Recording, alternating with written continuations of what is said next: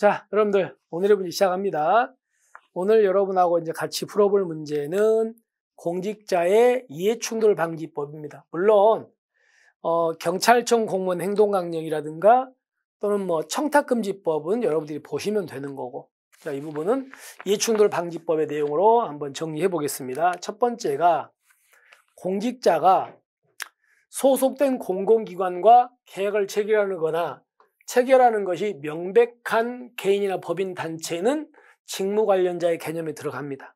직무 관련자로서 알아두셔야 됩니다. 예를 들어서 경찰이 나를 수사합니다. 나는 수사를 받는 사람이죠. 받는 사람이 바로 직무 관련자에 들어가요. 그러니까 이 사람도 직무 관련자라는 개념을 좀 알아두시면 되겠습니다. 그 다음에 이제 들어가서 부동산을 직접적으로 취급하는 대통령령으로 정하는 공공의 공직자, 대표적인 게 이제 한국토지주택공사 같은데요. 그러면 보세요. A라는 사람이 한국토지주택공사에 근무하는 공직자예요. 근데 이 사람이 자기 소속 공공기관의 업무와 관련되는 부동산, 이 부동산이 있는데 이쪽의 부동산을 갖고 있거나 최근에 매수했다고요. 그럼 당연히 이 A라는 사람은 이 사실을 소속 기관장한테 내가 이거를 갖고 있습니다. 최근에 매수했습니다. 이거를 신고하게 돼 있습니다. 근데 문제는 A는 이걸 안 갖고 있는데 A에 누가 갖고 있다? 배우자가 갖고 있습니다.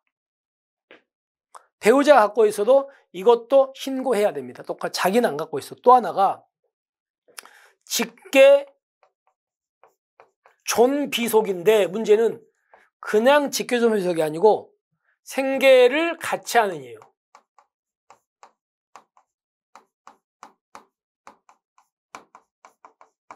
그러니까 그냥 직계존비속이 아니고 생계를 같이 하는 직계존비속이 이쪽에 부동산을 갖고 있거나 최근에 샀다고요. 그럼 이 경우도 신고해야 됩니다. 생계를 같이 하는.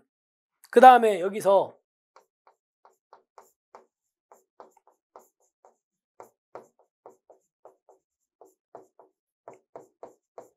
자, 배우자의 직계존비속이 있겠죠. 배우자의 직계존비속도 생계를 같이 하는 경우 포함입니다.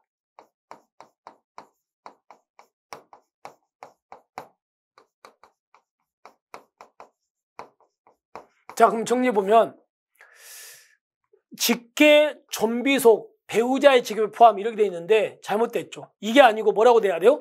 생계를 같이 하는 직계존비속, 그리고 가로에도 배우자의 직계존비속으로 생계를 같이 하는 경우 포함, 이 말이 들어가야 돼요. 그냥 이렇게 들어가면 안 되고. 그래서 이 부분 때문에 X라는 거 아시겠습니까? 잘못돼. 여기서 그러니까 직계존비속은 생계를 같이 하는이 들어가야 됩니다. 아시겠습니까? 그리고 이 괄호에도 배우자의 직계존비속도 생계를 같이 하는 경우만 들어가요. 그냥 들어가면 안 되고. 그래서 이 말 들어가야 되는데 그 말이 없기 때문에 X입니다. 이 친구. 그렇게 해서 잘못된 거죠. 그 다음에 자, A라는 사람이 고위공직자가 됐어요. 근데 이 사람이 고위공직자가 되기 전에 민간 부분에서 업무 활동을 한 게 있어요. 그럼 이 사람은요, 고위공직자가 되기 몇 년 거? 3년이죠, 3년.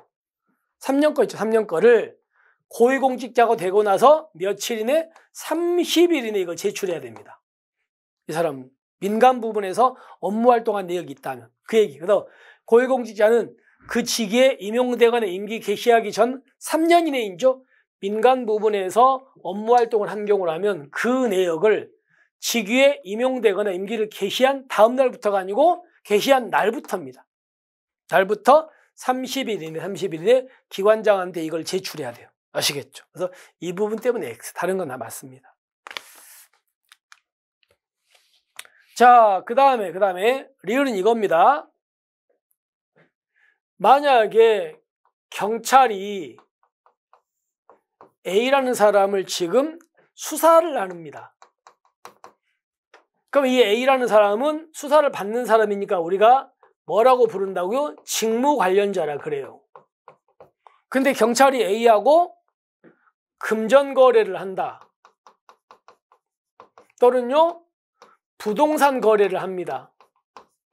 그러면 이때는요, 이 사람은 기관장한테 부동산 거래, 금전 거래한다는 걸 이거 신고해야 됩니다. 근데요, 경찰이 한 건 아니고 경찰의 배우자가 A하고 금전 거래, 부동산 거래할지 신고합니다.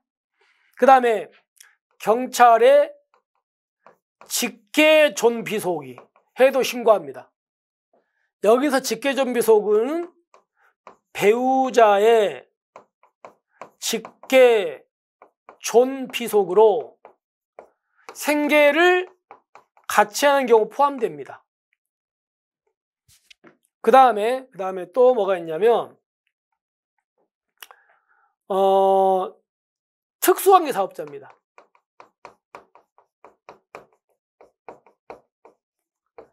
이 특수관계 사업자가 경찰이나 가족들이 이 회사의 주식을 몇 넘게? 30 넘게.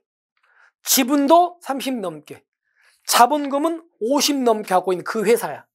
이 회사가 직무 관련자와 금전거래, 부동산 거래할지 이것도 신고합니다. 그러니까 공직자 본인이 하거나 배우자가 하거나 직계 존비속이 하거나 특수관계 사업자가 이거 사람하고 금전거래, 부동산 거래를 신고해야 돼. 근데 문제가 뭐냐면 무조건 신고하는 게 아니고 예외가 있습니다.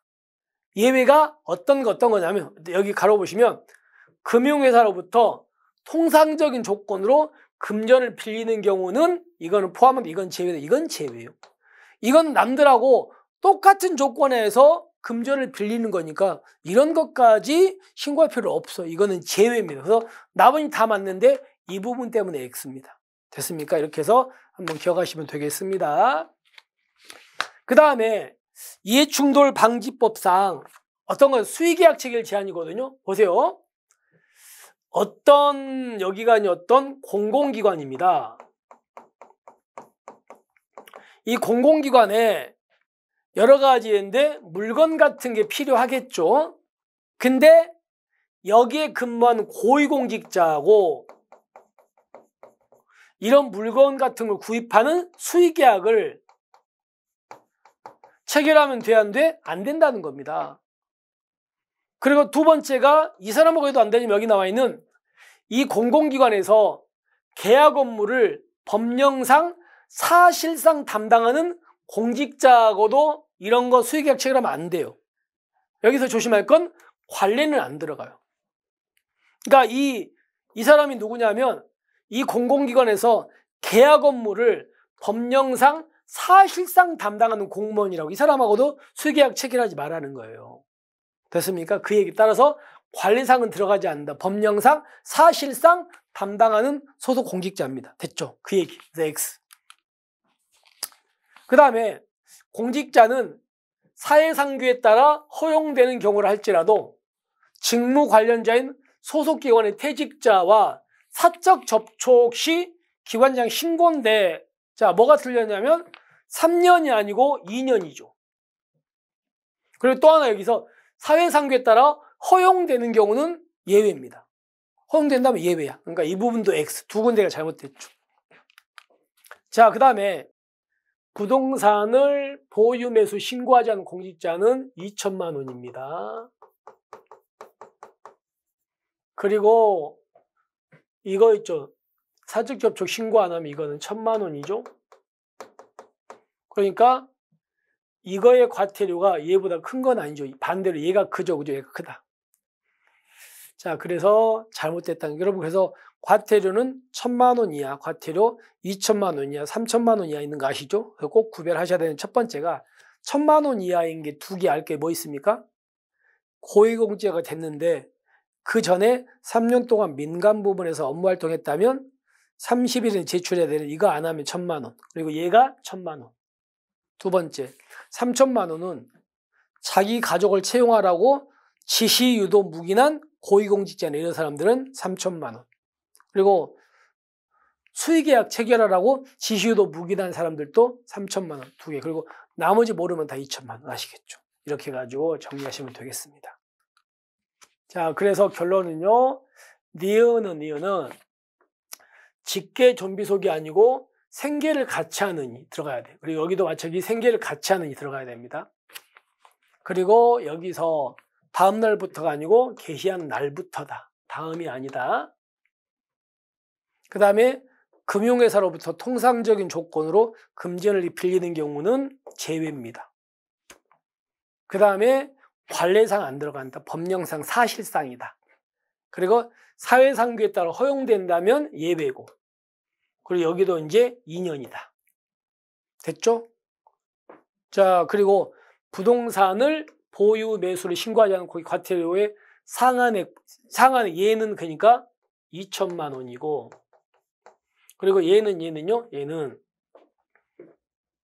이거는 1,000만 원이니까 얘보다 얘가 더 크다. 잘못됐죠? 잘못됐네. 얘가 더 큰 게 아니고 얘가 더 크죠. 2천만 원이니까. 그렇게 해가지고 시옷도 잘못됐습니다. 따라서 답은 기억만 빼고 다 잘못됐으니까 4번이 되겠죠. 됐습니다. 자, 이렇게 해서 오늘의 문제 마무리하고요. 여러분들 내일이죠. 내일은 오늘 이해충돌 방지법 조심할 부분이 꽤 많습니다. 이렇게 오늘 정리하고 내일 여러분에게 또 새로운 문제로 찾아뵙겠습니다. 오늘 또 화이팅 하십시오. 수고하셨습니다.